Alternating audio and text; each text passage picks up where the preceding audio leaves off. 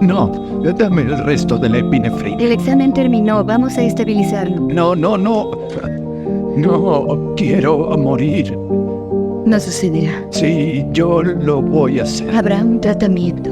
No pienso vivir así.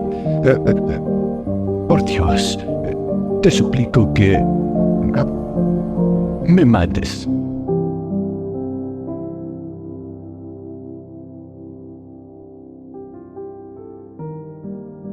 Bienvenidos a otro episodio del podcast. Mi nombre es Francisco Salvador.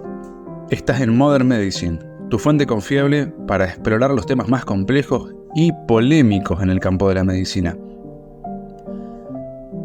Hoy vamos a abordar todos juntos un tren reflexivo que despierte intensos debates alrededor de todo el mundo, en especial los últimos días. Todo gira en torno a la idea de poder acabar con el sufrimiento, una muerte digna. Estamos hablando de la eutanasia. ¿Es un derecho humano fundamental? ¿Un peligroso precedente? Muchos casos hay, como por ejemplo la joven Brittany, una deportista con un cáncer en el cerebro, un glioblastoma, que fue activista en este movimiento. También tenemos a otra deportista con una enfermedad muscular degenerativa, con intensos dolores. Su nombre es Malik Verwoerd, que era una atleta paralímpica. Vivía en Bélgica. También fue activista. Y todo gira en torno a esto. ¿Es necesario prolongar el sufrimiento? A modo técnico, podemos hablar de eutanasia activa, pasiva. Estamos hablando de provocar la muerte intencionadamente con medicación o provocarla evitando el suministro de las mismas. También puede ser voluntaria e involuntaria. Todo esto teniendo en cuenta la situación de la toma de decisiones del paciente.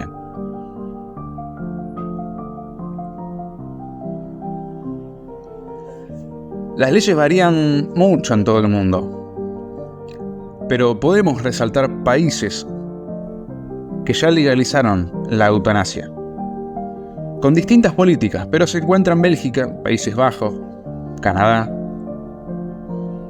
Holanda, recientemente España y Suiza, con su polémica cápsula de suicidio asistido. Obviamente en el resto de países sigue siendo ilegal, o al menos clandestino.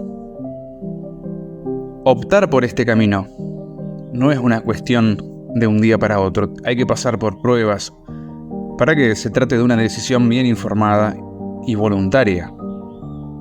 Pero a veces las líneas pueden desdibujarse. ¿Debe un individuo tener el derecho absoluto a decidir sobre el fin de su vida? ¿Qué dice la ética médica? ¿Qué dicen las personas que están sufriendo una enfermedad terminal? ¿Tenemos que negarle la posibilidad de acabar con ese sufrimiento? ¿Cuál es la empatía por nuestra parte?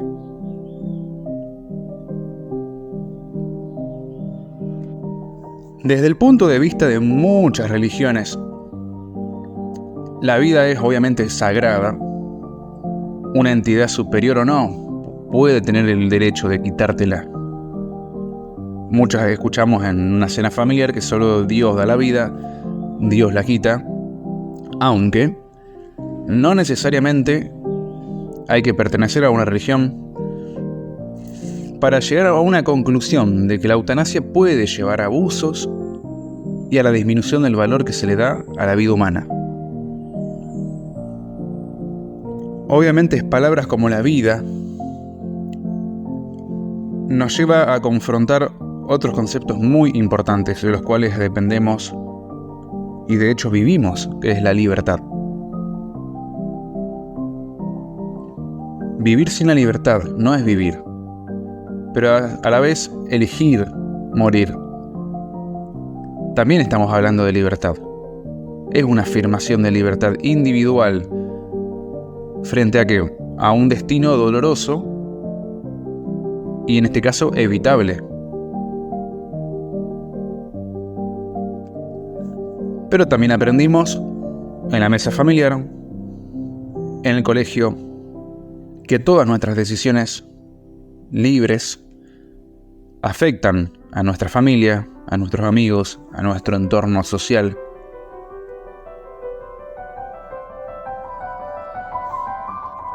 ¿Cómo afecta el proceso, por ejemplo, de un duelo familiar? El hecho de que la muerte haya sido decidida y no fue natural. Obviamente en la gran mayoría del mundo sigue siendo un tema tabú. Para las personas que eligen esta opción, claramente va a haber estigmatización. Recuerden que estamos en un tren reflexivo. En realidad van a salir de este podcast con más preguntas que respuestas.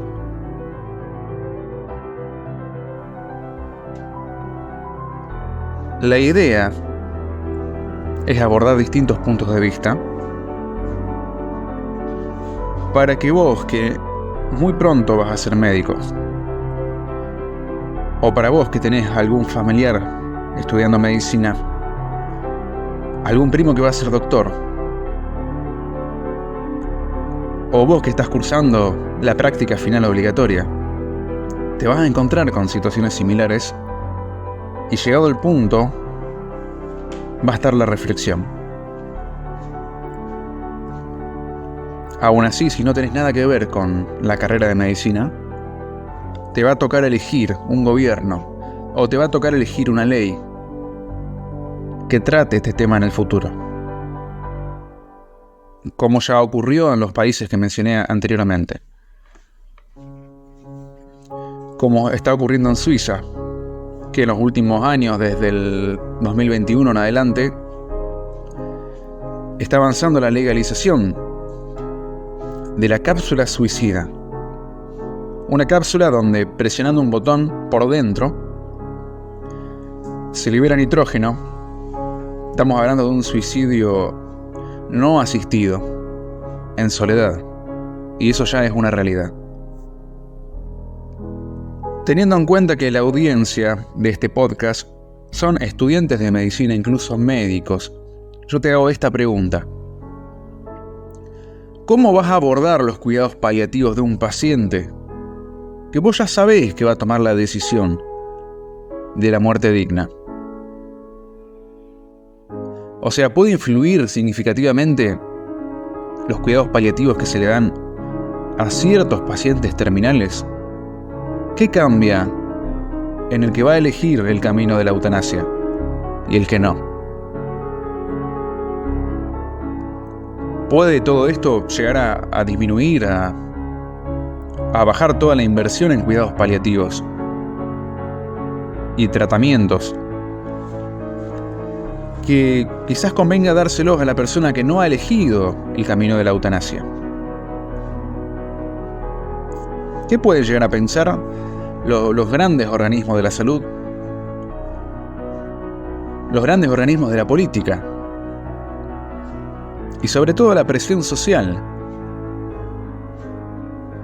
Se podría surgir una presión de todo el contexto del hospital, del contexto económico, social, de que una persona en estado terminal, de forma ya sea sutil, explícita o no, o a cara descubierta, sugerirle con un poco de presión que elija el camino de la eutanasia.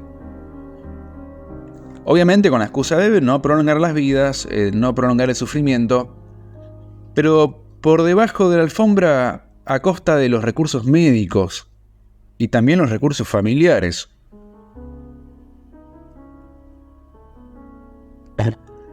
No hace falta obligar a nadie, no hace falta poner presión a un paciente terminar de forma alevosa para que elija el camino de la eutanasia. podrían existir otros escenarios más benefactores, donde la sugerencia de la muerte digna vaya un poco más allá de los recursos médicos, de los costos del hospital. Podríamos necesitar, por ejemplo, para una joven X, cierto órgano, un corazón nuevo, un hígado. ¿Cómo podemos sugerirle a una persona que elija este camino para salvar otra vida? ¿Hasta qué punto el consentimiento informado puede tener cambios? ¿Qué palabras pueden cambiar en este consentimiento informado legal? ¿Qué palabras pueden cambiar para que el paciente terminal llegue a la conclusión de que debe optar ese camino? Porque es ético para otra persona.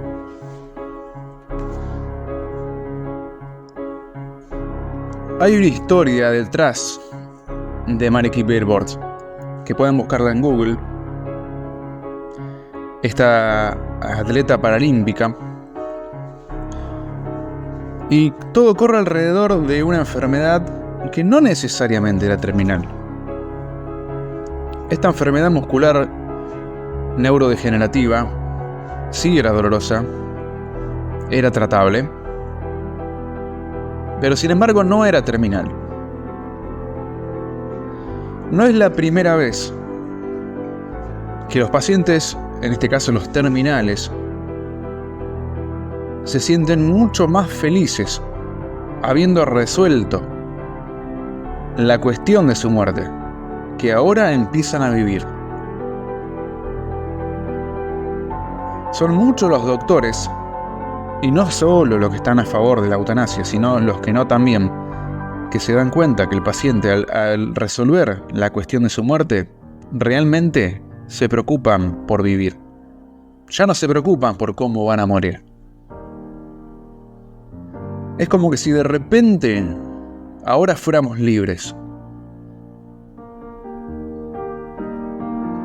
¿Puede ser este el caso en Maliki Bilboard? ¿Podemos adjudicar todos sus logros olímpicos a la tranquilidad de haber firmado los papeles que le permitían esta salida?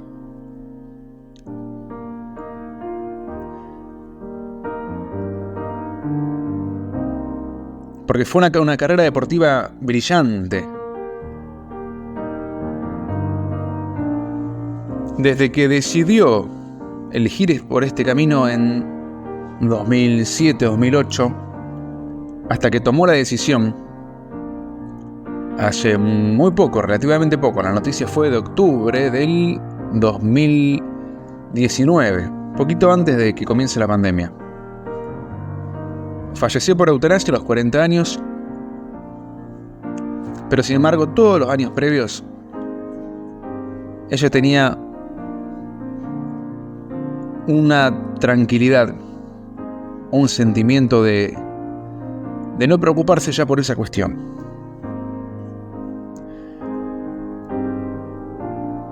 De hecho, no hace falta hablar de políticas del hospital ni de eutanasia en sí misma.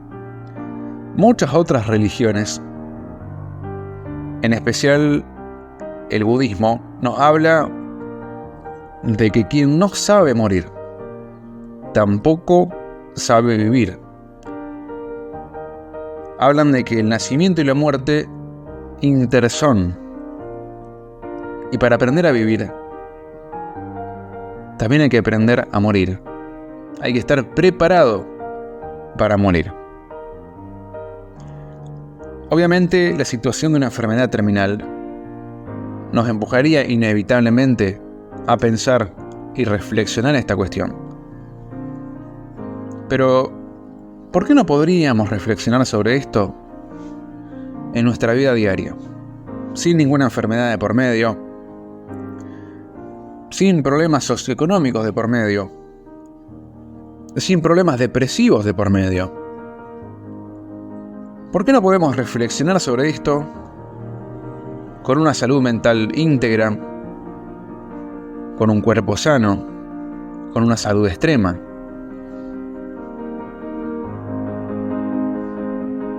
Es en este punto donde las líneas se desdibujan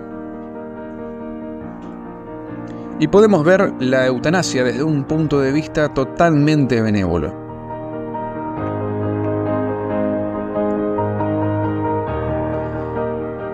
Allá por varios siglos antes de Cristo, existía una terapia llamada terapia para moribundos. Podríamos llamarle algún tipo de eutanasia, del tipo más filosófica, más psicológica. De hecho, el término eutanasia es muy antiguo, pero había otra salida. Una salida religiosa, espiritual, llamada la desidentificación del cuerpo. En este caso, esto venía de la mano de algunos monjes budistas que visitaban a pacientes moribundos y le proponían al paciente desidentificarse con el cuerpo. Todo esto tiene que ver y va alrededor de una palabra llamada vacuidad, que nos habla nada más ni nada menos de la desintegración de todas las cosas. Para entender la vacuidad, por ejemplo, de una lapicera, uno puede desarmarla de a poco, quitarle el capuchón, pero va a seguir siendo una lapicera. Uno puede también quitarle la tapita de atrás, quitarle el plástico que la envuelve. Podría seguir escribiendo. Uno podría quitarle la tinta y aunque no escriba, seguiría siendo una lapicera. Ahora podemos separar la parte delantera del tubo delgado, de la bolilla para escribir, y ya entramos en duda si hablamos de una lapicera o no. Esta analogía nos ayuda en esta terapia de moribundos a poder desintegrarnos y darnos cuenta que el cuerpo físico y nuestra conciencia, nuestra persona, son dos cosas muy diferentes. De hecho, lo definen como una ola en este océano inmenso. Y lo que hoy en día yo soy Francisco Salvador no es nada más que esta cresta de una ola que comenzó con el nacimiento y pronto se va a acabar con la muerte, pero todas las olas son parte del mismo océano. O al menos esta es la forma optimista de ver la situación, porque también hay otros tipos de océanos filosóficos que no son los de la vacuidad, sino que son los océanos filosóficos de la voluntad.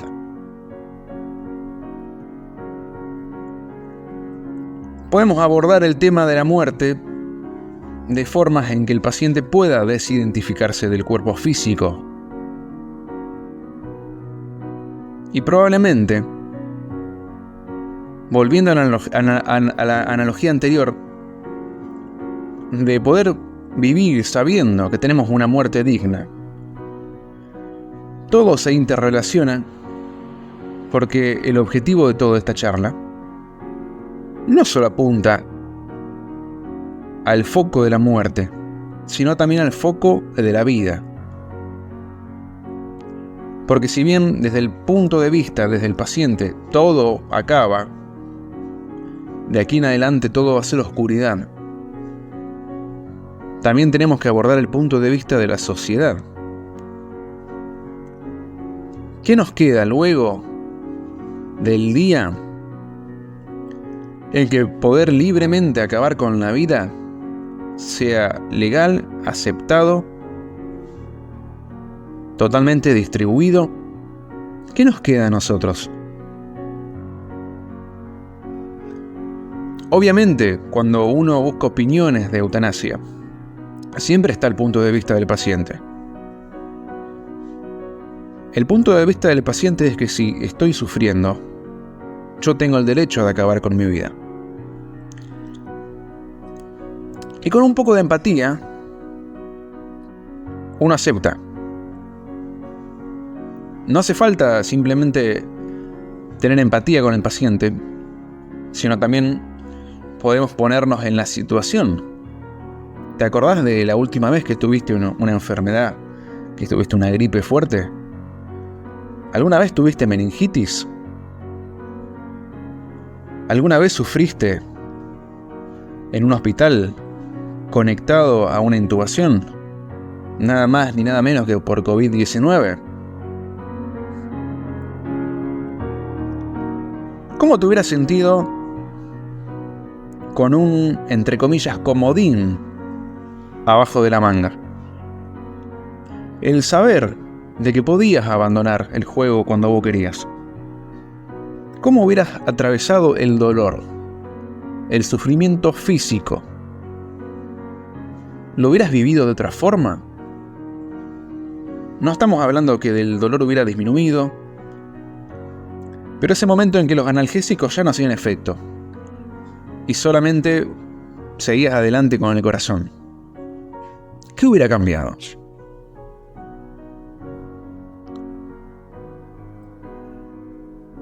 ¿Y qué nos queda a los de afuera? Porque jugar con estas cuestiones cambia la percepción de la vida de los que estamos afuera.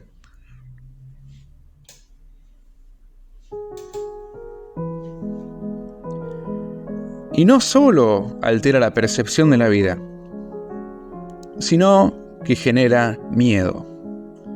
Como abordamos en el tema de CRISPR-Cas9, esta nueva CAP-CUP genético, como así lo definimos como una analogía, las maneras en las cuales se podía usar, como vimos el ser humano jugando a ser Dios, también empiezan a vislumbrarse los distintos contextos utópicos y también los distópicos. Claro, un contexto de control estatal, donde los menos productivos se le inculca la idea de que se tienen que ir, como una forma de control poblacional, control social. Obviamente en países asiáticos ya sabemos que se controla la tasa de nacimiento, pero podría controlarse también la tasa de difunción de esta manera. ¿Podrían resolverse de esta forma problemas sociales, problemas económicos? ¿Cómo van a ser los nuevos movimientos en contra de estas políticas que recién están viendo la luz? ¿Qué dirán esas banderas? ¿Qué dirán esos carteles?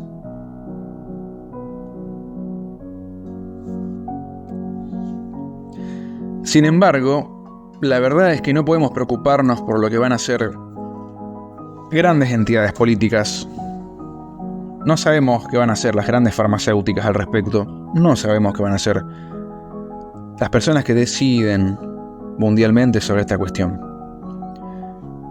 Pero sí podemos tomar una decisión como médicos cuando estemos enfrente de un paciente de este tipo. Y todo gira en torno a la empatía y a la identificación. Para ir terminando, se dice en las corrientes filosóficas que es muy típico de la humanidad juntar todos los problemas que tiene, poder adjudicárselo a otra persona, a un pobre chivo expiatorio, para poder así eliminar los problemas. Es esta la explicación un poco más técnica, si se quiere, de por qué la religión del cristianismo lo pone a Jesucristo como esa víctima que fue crucificada, echándole la culpa de todos los problemas. Pero fue la única víctima que volvió a resucitar. Y de esta forma es como se cae la cortina, se cae el telón, y nos damos cuenta de que buscar una víctima para nuestros problemas y crucificarla no era el camino. Es ahí donde todos estamos en la cruz. Es ahí donde nace la analogía de que cada cual carga su cruz. No solo es cargar nuestros problemas, nuestro divorcio, nuestros problemas económicos, nuestros dolores. No, es estar en la piel de Jesucristo. Va más allá. Nosotros como doctores, al abordar todo el papeleo de la eutanasia, más allá de darle una lapicera a un paciente para que firme el consentimiento informado, ¿podemos estar en su piel? ¿Vamos a tener el valor humano de estar al menos por unos segundos en la cruz? ¿Podemos ser la víctima única?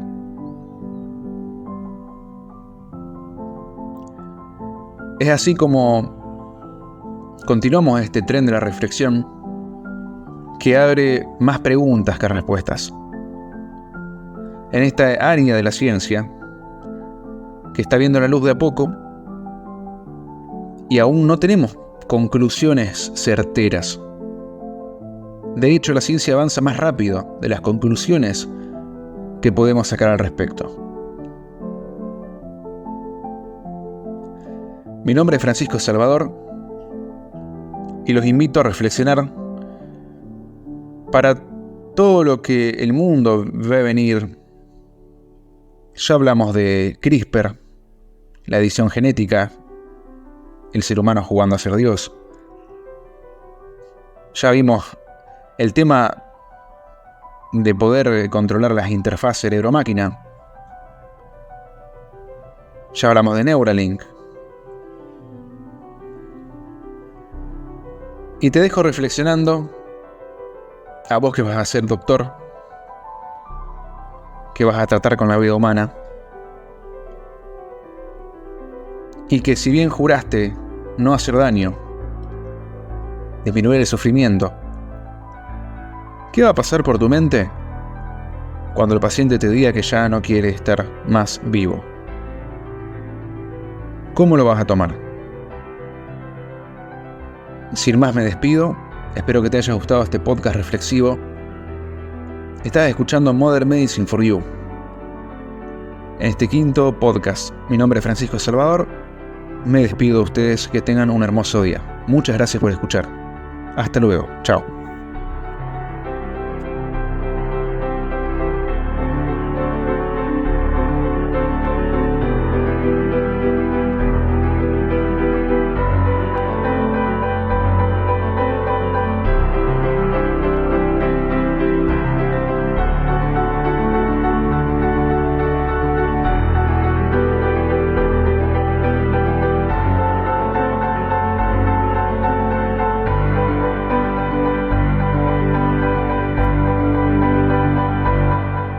Bienvenidos una vez más a Modern Medicine for You. Somos ciencia. Somos salud.